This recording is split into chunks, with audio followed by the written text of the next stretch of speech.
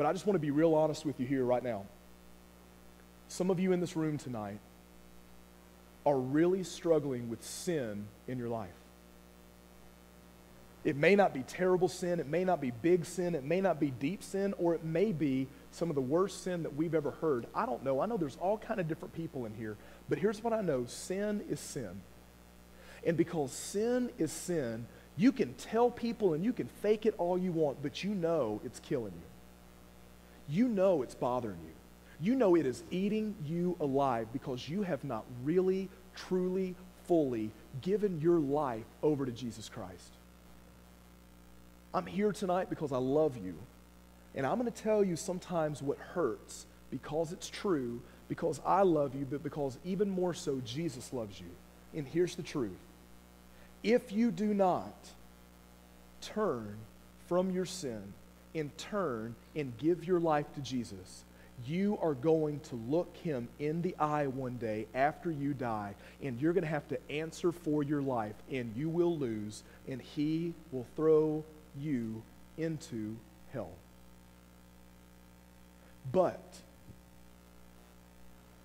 if you give your life to Christ, if you believe in his death for our sin, if you believe that he has risen from the dead and you give your life to him, you turn away from your sin and you turn to Christ and you follow him for the rest of your life, when you look him in the eye one day, he will look at you with compassionate, loving eyes, and he will bring you into his kingdom.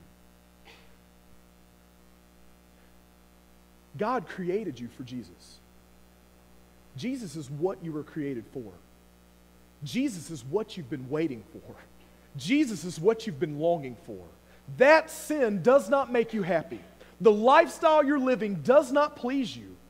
When you lay your head down on your pillow at night, you feel extremely guilty and you feel extremely shameful, and it has made you into the person that you have never wanted to become because that sin now controls you. That sin is playing you, and you are no longer in control of it. You're addicted and you're hooked, and it's because you have not given your life over to Jesus. When we give over our lives to Jesus, God does not just, he forgives us.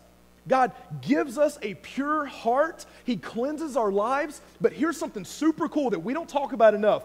God gives us power over all sin so that we can resist and so that we can say no and so that we can please Jesus rather than fall into sin, which gives us guilt and shame. When we please Jesus, it gives us joy and he gives us peace and he gives us comfort and satisfaction and happiness and fulfillment and contentment, and it is awesome. Jesus is so far better than any sin that you ever think you could enjoy. Jesus is what you've been created for, and Jesus is what you've been longing for. Jesus is what you've been waiting for. So when Jesus dies on the cross for our sin, when we believe in his death, that is the way that God forgives us. He kills the sin in our life.